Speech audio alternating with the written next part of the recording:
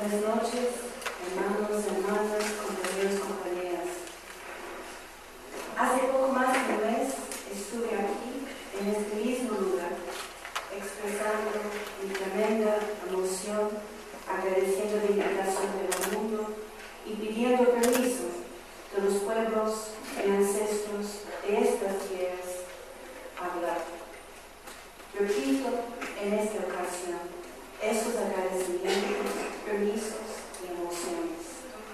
Pero también debo mencionar los sentimientos que acompañaron la primera visita y todavía siguen presentes. Las lágrimas de emoción que no dejan de caer de mis ojos al entrar al territorio de Olentic, juntamente con el compañero amigo Joaquín. Está sentado ante la Junta de Buen Gobierno de mayoría mujer, algo que aún no sucede en Ecuador, en las comunidades indígenas, tampoco en América del Sur, que es posible tener mujeres liderando gobiernos autónomos locales. Eso me hizo llorar más por esta emoción de esperanza, de alegría y de posibilidades. Y creo que conecta mucho con las palabras de Corinne esta mañana. Pero también recuerdo y aún siento la alegría, la paz y la complicidad en este lugar, espacio y hogar que es Sideste. Territorios como este, como también de Olentic y los Caracoles, espacios de autonomía, liberados de esperanza, de amor revolucionario y de inspiración. Algo que creo que Andrés Orri, aunque nunca lo conocí, también sintió. Estoy segura que su espíritu está aquí presente con nosotros esta noche. Adelante, compañero Andrés, como se dicen aquí, abajo y a la izquierda de su nuevo camino. Las reflexiones que tengo para compartir esta noche parten de lo que vivió Raimundo, de reflexionar sobre lo antiepistémico, los movimientos antiepistémicos. Por eso puse el título, Más allá de lo antiepistémico, insurgencias políticas, epistémicas y civilizatorias, ideologías decoloniales, reflexiones desde Avellano. Dicen los abuelos y las abuelas de Avellano que es este territorio ancestral que los invasores pusieron el nombre América, pero que muchos pueblos y comunidades siguen nombrándolo con nombre propio y no nombre ajeno.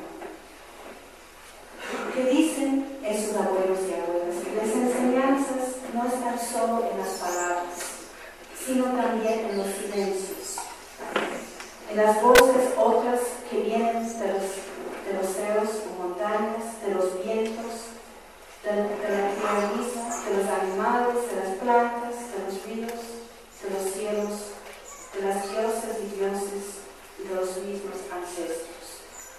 Saber a escuchar, mirar lo evidente, pero también lo no evidente, y hacer presente el ausente, además de sentir las fuerzas o energías que marchan desde adelante hacia atrás y viceversa, en forma de espiral, o aquí lo que le llaman el caracol, en la región andina. Hablamos de las fuerzas de Dialpa y Quichua. Esas fuerzas que marchan y nos dan la posibilidad, particularmente a los que hemos sido deformados en el mundo occidental, de empezar a tomar paso hacia la construcción de órdenes sociales, de lógicas de existencia, de racionalidades y modos de vivir muy otros. Órdenes, lógicas, racionalidades y modos de vivir bien y de buen vivir, como decimos en Bolivia y Ecuador, que no solo resisten del sistema, sino que inciden, insurgen, proponen y construyen, así yendo más allá del sistema mismo. Es eso que llamo pedagogías. Pedagogías de desaprender lo aprendido, lo que hemos aprendido desde la escuela, pero también en toda esta socialización occidental que existe tan fuertemente hoy en día en México y en el resto de América Latina. Una pedagogía que permite reaprender haciendo no solos, sino juntos, algo que el mundo neoliberalizado ha tratado de eliminar. Creo que eso es el camino emergente y la esperanza importante saliente en Avellana hoy, presente en la insurgencia política, epistémica y autonómica del STLN, los mismos zapatistas, reflejado particularmente en los caracoles, pero presente también en los procesos y movimientos indígenas de América del Sur. Insurgencias que en ambos lugares dejan nuevas pedagogías de rebeldía, encaminadas hacia mundos no arreglados y dirigidos por el capitalismo y su sede de muerte, que es el proyecto neoliberal. Insurgencias pedagógicas y pedagogías insurgentes de vida que abren paso, interrumpen y desplazan, que convocan y provocan la praxis de resistencia, de rebeldía, de justicia, de transformación y de revuelta del colonial. Quiero utilizar concretamente mis reflexiones alrededor de tres sospechas, tal vez podemos llamarle premisas, o como dice muchas veces el subcomandante insurgente Marcos, tesis. Pero primero quiero utilizar la noción de sospecha, porque pone en duda y también cuestiona esta verdad, ¿no es cierto?, única, que sigue encaminando vuestras ideas. Entonces, la primera sospecha o premisa es con la categoría o el término de movimientos antisistémicos. Para mí, la sospecha misma dice que este término o categoría queda algo corto ante la insurgencia política, epistémica y civilizatoria de los movimientos indígenas del continente. Una insurgencia de hecho pedagógica y de corte económico. Y con relación a esta sospecha y las dos siguientes que voy a mencionar, voy a dar 3 puntos. Esta noche estoy pensando en 3. Y al final, 3 preguntas de reflexión que tal vez pueden iniciar un debate y discusión más amplia entre todos ustedes.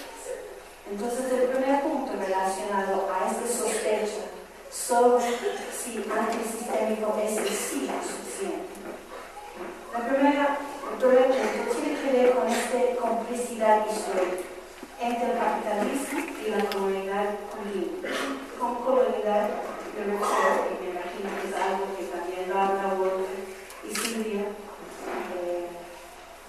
pasado mañana.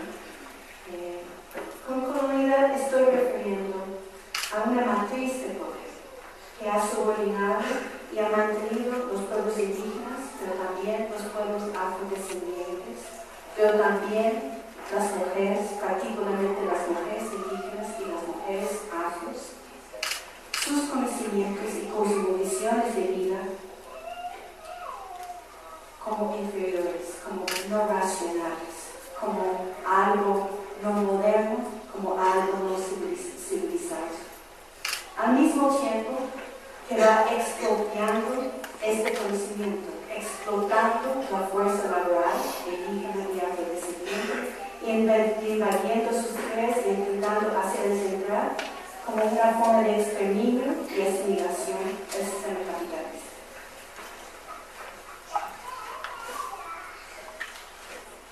El sistema no tiene el mismo sentido o significado para todos y no afecta a todos de manera igual. Tal vez podemos decirlo con relación a la justicia, ¿no es cierto? Que todos no entendemos justicia o injusticia de la misma manera. Y tal vez la gente que ha tenido que vivirlo en su cuerpo sabe muy bien su definición.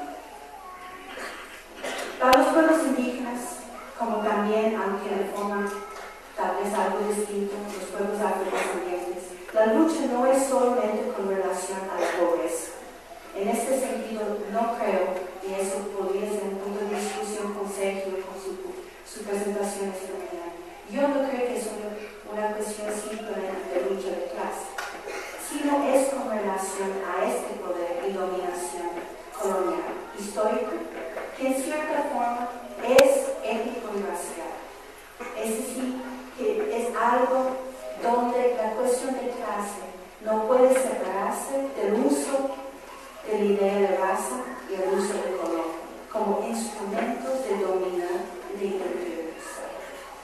Es decir, que no es que clase no existe, pero en América Latina por lo menos, y tal vez en otras partes del mundo, clase no puede ser entendido sin este enlace con la lucha de color y la lucha de ciertos grupos, interiorizados por esta idea que habla del igualdad de raza.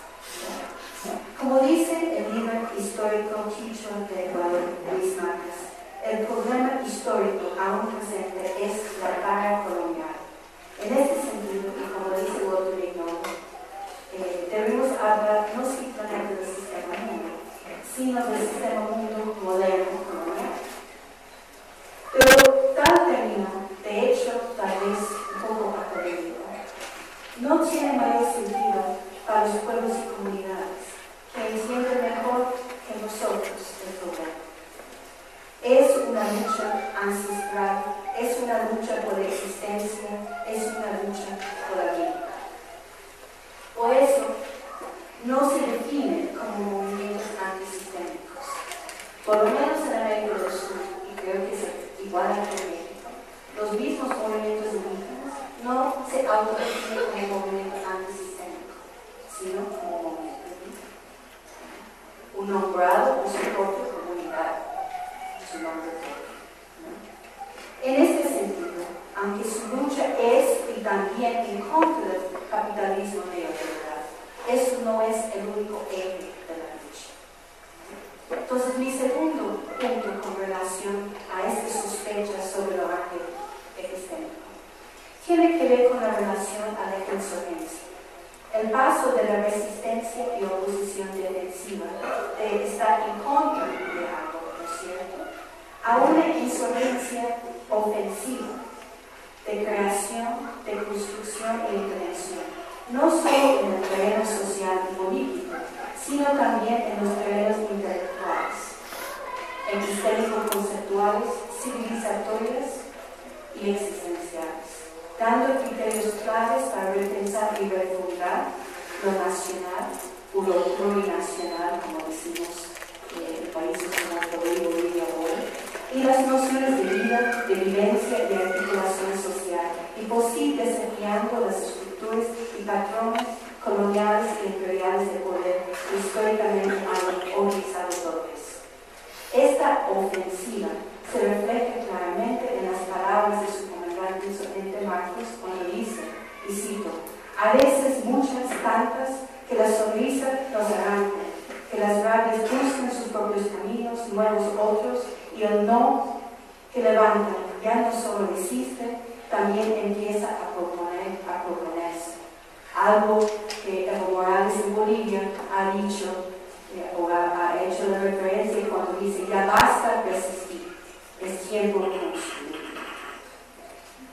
Este proponer y proponerse se evidencia claramente en la experiencia autonómica de los caracoles, pero también, y aunque de manera distinta, en las acciones de los movimientos ancestrales en América del Sur. Esta cuestión de ir fortaleciendo lo propio, como entendido como autogobierno, como autonomía, pero también procesos de educación propia, como existe con el Consejo Regional Indígena de Cauca de Colombia, de formar su propio sistema educativo fuera del Estado.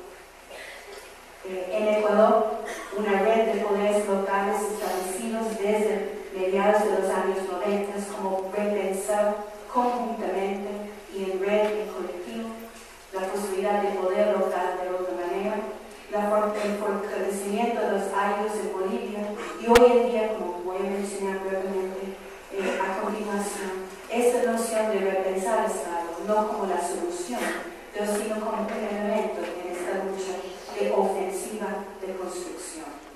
El tercer punto, relacionado con sus dos anteriores, es con relación a la subordinación y a la invisibilización de la presencia indígena, pero también afrodescendiente, dentro de la proyección pública de lo llamado antisistémico. El Foro Social Mundial es un buen ejemplo. Referenciar las luchas indígenas ya es postura de moda entre la izquierda antisistémica e intelectual del Foro Social Mundial. Pero el problema es cuando esos intelectuales reemplazan las voces de los propios movimientos y los propios indígenas. En el último foro que asistí en Porto Alegre, varios años atrás, miles de personas asistían a las ponencias de los reconocidos hombres, todos blancos, de la izquierda intelectual, cuyo eje central de intervención era sobre la fuerza insurgente de los movimientos indígenas. Mientras tanto, el territorio, y si para los que han participado en el foro social se organiza por territorios, el territorio de intervención de los movimientos indígenas fue ubicado por los mismos organizadores del foro, varios kilómetros de distancia del centro de actividades, mientras que esos intelectuales hombres blancos estaban hablando sobre los movimientos indígenas. El espacio del territorio indígena fue casi vacío. Por la misma distancia y por el mismo interés en escuchar a los intelectuales académicos y no escuchar a los mismos intelectuales indígenas, ¿no? Como también el SUP ha hecho muy claro, hablar sobre estas luchas es muy distinto a hablar desde y con ellos, algo que también sucedió en Copenhague hace muy poco. El hecho que había representantes de los movimientos indígenas de las Américas presentes, pero no como voceros, no como visibles en las movilizaciones, ¿no es cierto? Como dice la jornada del periódico ayer, este nuevo movimiento mundial, ya que es maduro y sólido por la justicia climática, sigue invisibilizando los mismos pensadores, actores, los que están haciendo el cambio real en América Latina. Mi punto central aquí, mi sospecha, es que bajo el término o referente movimientos antisistémicos, la insurgencia particular y pedagógica de los movimientos indígenas, de hecho lo más radical, innovadora y surgente hoy, se pierde junto y demasiado veces con los propios compañeros y compañeras indígenas en esos espacios. Mi segunda sospecha, que la lucha antisistémica, si queremos llamarlo eso, no termina con nuevas constituciones, leyes y gobiernos de la izquierda, ni tampoco con la reforma u refundación del Estado.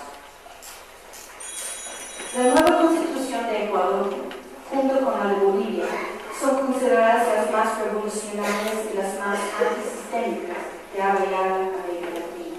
En ambos casos, no son resultados de propuestas innovadoras y transformaciones desde arriba. De hecho, y como dice el SUP, las grandes transformaciones no empiezan ahí. Son productos, esas nuevas constituciones, de las luchas indígenas, campesinas y populares, antineoliberales, las guerras de agua y gas en Bolivia, la forma de derrocar el TLC en Ecuador, lo que la gente le llama TLC, el Tratado de Libre Comercialización. Que tiene base esas acciones para la introducción y infiltración de perspectivas y visiones muy otras, de concebir y construir la vida, país y sociedad. Iniciativas y bases políticos, sociales y intelectuales para el cambio vienen de esos movimientos, particularmente los movimientos indígenas, y no de partidos políticos, ni tampoco de la izquierda intelectual política o académica. Ambos, en las últimas 2 décadas, sino más, carentes, por lo menos en América del Sur, de visión, proyecto y propuesta para pensar las realidades de países con fuerte presencia indígena, originaria, con presencia histórica, diaspórica, afrodescendiente, con oligarquías pequeñas y poderosas, y con poblaciones mestizas blanqueadas y cada vez más occidentalizadas que se creen como referente principal. Los derechos ancestrales como ciencia para todos, el buen vivir o vivir bien, y la refundación de la noción misma del Estado, ahora plurinacional y intercultural, en ambos casos de Bolivia y Ecuador, son muestras. Leer los preámbulos constitucionales, como hice aquí hace poco más de un mes, con sus referencias a la Pachamama o Madre Tierra, las luchas históricas por la descolonización, el rechazo al neoliberalismo y el camino hacia el suma causa y el buen vivir en Ecuador, como Bolivia vivir bien, dan esperanza que la toma de conciencia, la crítica al sistema y la posibilidad de otros mundos están en camino. No obstante, en el caso del Ecuador, la izquierda antisistémica de arriba está demostrando en su práctica de gobernar, no de mandar obedeciendo, sino de imponer mandando, que la desneoliberalización no necesariamente implica o incluye un giro colonial. O sea, no implica por sí un pensar con la tierra, ni tampoco un pensar con el movimiento indígena, aunque es este movimiento que abrió la posibilidad política, dio las bases para una nueva conciencia crítica y dio el conocimiento y los conceptos y pautas cosmológicas para hacer las mismas constituciones. Hace muy poco, el 20 de diciembre, hace prácticamente 10 días, termina el Congreso de ECOUNARE, la Confederación de los Pueblos de la Nacionalidad Quichua del Ecuador. En este Congreso adoptó 18 resoluciones de coyuntura y orientación estratégica, entre las que destacan la terminación de las mesas de diálogo entre el movimiento y el gobierno, las que iniciaron en octubre, después de las movilizaciones indígenas en contra del gobierno antisistémica de la izquierda de Lima, y la convocatoria a una gran movilización nacional en las próximas semanas, con el propósito de enfrentar el debate de la ley de aguas, derrumbar la nueva ley de minerías, revertiendo las concesiones mineras y demandando la nacionalización de los recursos naturales. Preocupaciones y demandas no tan distintas a las que escuché aquí en el Congreso Nacional Indígena de México este pasado noviembre y que explicó el compañero Carlos González en un seminario compartido en la Universidad de Guadalajara. Pero tal vez aún más críticos cuando esos ocurren en un contexto de un nuevo Estado plurinacional y intercultural, como es el caso ecuatoriano. Todo eso ocurre en un ambiente actual, donde el presidente Rafael Correa ha expresado en numerosas ocasiones su intención a dar fin al movimiento indígena y su política primitiva, en palabras de él, de carácter racista, fundamentalista y cooperativa.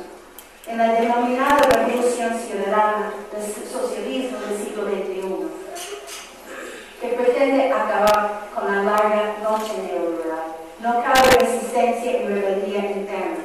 La insurgencia política, epistémica y hasta civilizatoria del movimiento indígena que lideró y dio las bases para la toma de conciencia, la crítica al sistema y el refundar, ahora es considerado amenaza.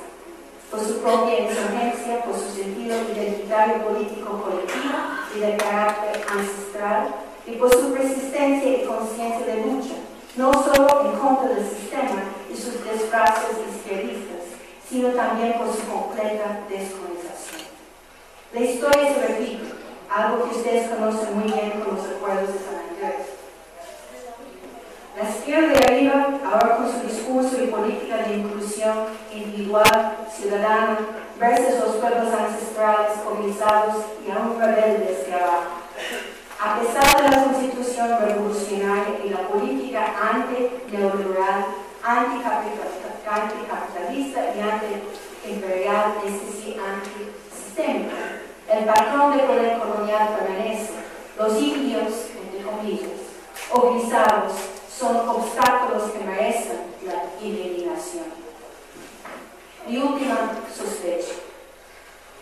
La lucha hoy y la crisis que señala, hecho aún más claro tal vez después del Copenhague, ya no solo es sistémico, es una lucha por y de la vida, por la liberación de la madre tierra y por todos sus seres, incluyendo la humanidad. Ciertamente, en numerosas ocasiones, el subcomandante Marcos, junto con otros miembros de la comandancia,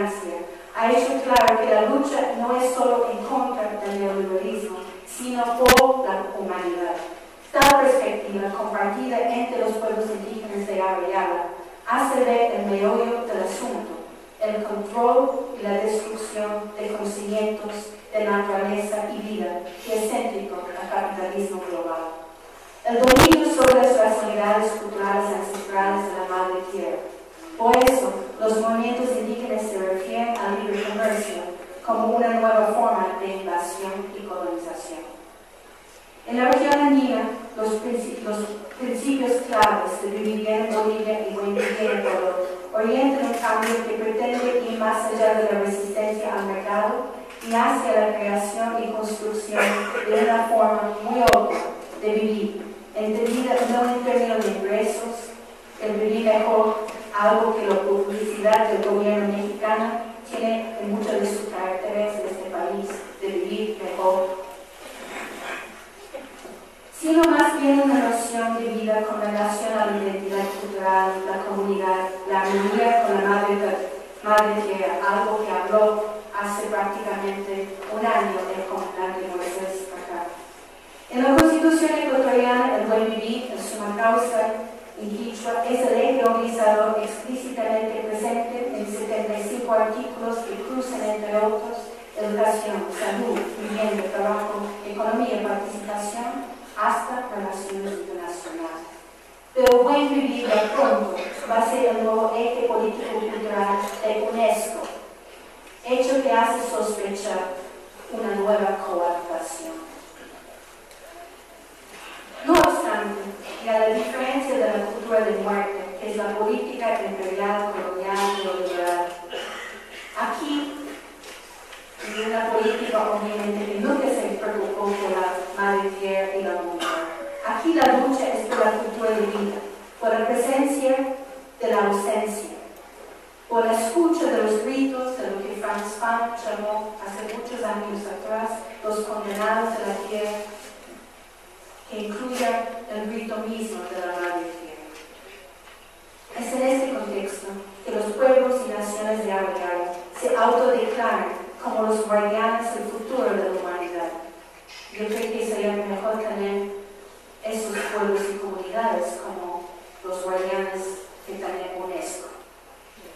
Los esfuerzos hacia la consolidación de un movimiento indígena continental no llamado antisistémico, sino llamado movimiento indígena, encuentra razón en la recreación de sociedades enraizadas en los principios milenarios de complementariedad, reciprocidad, dualidad, en los derechos ancestrales de territorio, de madre naturaleza, la autonomía y la libre determinación. En la tercera cumbre indígena continental que se llevó a cabo hace 3 años atrás en Guatemala, se anunció la resurgencia continental de Pachacuti, el retorno, dirigiéndonos hacia la sede de Avellana, una tierra llena de vida. En esa perspectiva, y retomando algo que mencionó hace poco el Evo Morales en Bolivia, podemos pensar en 3 sistemas muy distintos. El primero es el sistema neoliberal, cuyo corazón central es el capitalismo. El segundo es el socialismo, tal vez parte también de lo que hoy en varios países de América del Sur están hablando del socialismo del siglo XXI, con sus propias contradicciones, cuyo corazón no es el capitalismo, sino es el hombre, y pensando que por medio de esos cambios del Estado puede liberar más el hombre. Pero la tercera perspectiva, muy distinta, muy otra, es lo que viene de las cosmologías de los pueblos indígenas, donde el corazón es la vida, no es el capitalismo, no es el hombre en sí, sino es la vida misma. Yo creo que esta perspectiva y teología otra, a la vez insurgente y de revuelta colonial, que a mi manera de ver se pierde con la referencia más genérica de lo antisistémico. Mientras que el capitalismo, la crisis climática, son puntos cruciales de la lucha, es el pensar, sentir y actuar desde y con la madre tierra, que hace ir más allá de lo antisistémico y por nociones muy otras de vivir. Entonces, como manera de ir cerrando, quiero plantear 3 preguntas, una seria de preguntas amplias, que creo que apuntan algunos de mis comentarios acá, pero también los comentarios que hemos venido escuchando desde esta mañana, el día de ayer y esta noche. La primera, ¿es posible hoy y ante los procesos de cambio en Bolivia y Ecuador, y tal vez ante de manera distinta Venezuela, hablar de un movimiento antisistémico de arriba, además de los de abajo? Y si es así, ¿qué mismo se entiende y entendemos hoy como movimiento? ¿Y qué sucede cuando lo antisistémico se institucionaliza? La segunda pregunta. Si aceptamos que los movimientos indígenas hoy, zapatistas, en la región andina, son los principales en dar una conceptualización y práctica concreta a la lucha en contra del neoliberalismo y por la vida, a ejercer una insurgencia política, epistémica, civilizatoria, dirigida a otros modos y racionalidades de vivir y de vida, no solo antisistémicos, sino decoloniales, porque siguen siendo marginalizados como sujetos actores y colectivos y como pensadores de sus mismos movimientos indígenas, por las izquierdas de arriba y de medio, entendiendo lo medio tal vez los que están en el mundo académico. A la vez que sirven también cada vez más como objeto de estudio por académicos llamados progresistas. ¿Cómo sería de dar la vuelta de este programa? Alentando teologías de rebeldía, teologías insurgentes, insurgencias pedagógicas, de pensar juntos desde y con. ¿Y cuál es nuestra responsabilidad al respecto, incluyendo en las universidades? Y finalmente, mientras que las pedagogías insurgentes y las insurgencias pedagógicas que apuntan la vida van tomando más fuerza, ¿qué pasa con el sistema mundo moderno colonial y sus contrainsurgencias y estrategias, también políticas, epistémicas y civilizatorias, a veces útiles, solapadas y de coartación, como suele suceder con los organismos multilaterales como el Banco Mundial, el BID, el PNUD, el mismo UNESCO, y otras veces más confrontacionales visibles. Me refiero a la creciente militarización nacional imperial, la instalación de 10 bases militares de Estados Unidos en Colombia, y hablar de la militarización que existe aquí en este país. Las condiciones que incrementan la desconfianza, el desencuentro y la división entre comunidades, pueblos, vecinos, etc. Y la continua violentación y violación de la madre tierra y de la vida misma. Se puede hablar de la sabiduría, de la injusticia y del sistema. Es decir, es posible que el sistema también tiene su sabiduría y por eso puede seguir dándose. ¿Y qué hace con la misma noción de antisistémico? A veces haciendo los que identifican con esos movimientos, de retornar o refundar dentro de esta misma sabiduría. Y ante esta sabiduría cinética, ¿cómo empezar a tejer las sabidurías propias muy otras? Las que orientan las teologías de los zapatistas, de los movimientos indígenas y de los afrodescendientes, pero también de las mujeres que habló Corey esta mañana. Ya en conclusión, estamos en una noche muy especial, una noche de luna llena, la segunda luna llena de este mes. Lo que dicen los abuelos y abuelas de Arellano, que es una noche que hace presente más aún fuerte los ancestros de tener doble luna llena en un mes. Pero también estamos en el 31, ¿no es cierto? En Ecuador tenemos una costumbre muy particular en la noche del 31. Lo que el compañero Domingo me explicó ayer que celebran aquí en la Semana Santa. Y eso es hacer un año viejo, un muñeco de trapo bolígrafos y papel, de cartón, de tamaño humano, a veces con cara de un político nacional, internacional, ¿no es cierto? Pero también con otra cara o sin cara misma, pero representando lo malo del año por terminar. Y a medianoche quemamos el viejo, saltando encima de las llamas, nombrando el mal, dando voz a las esperanzas y deseos para el año entrante. Me imagino que entre todos los presentes esta noche hay muchos años viejos para quemar. Pero tal vez, si hay una manera que podemos y de retomar las palabras tan sabias de Corina esta mañana, de ir ocultando esas esperanzas, esos sueños, pero también esas insurgencias que existen, que estamos construyendo otra cosa, a veces a las espaldas de este mismo sistema, que nos da la posibilidad de sí vivir, de una vida de otra manera, de manera otra. Y yo creo que en la noche del 31, de tener esta visión de esta vida otra, es tal vez lo que nos puede dar un nuevo camino a seguir en el año que viene. Gracias.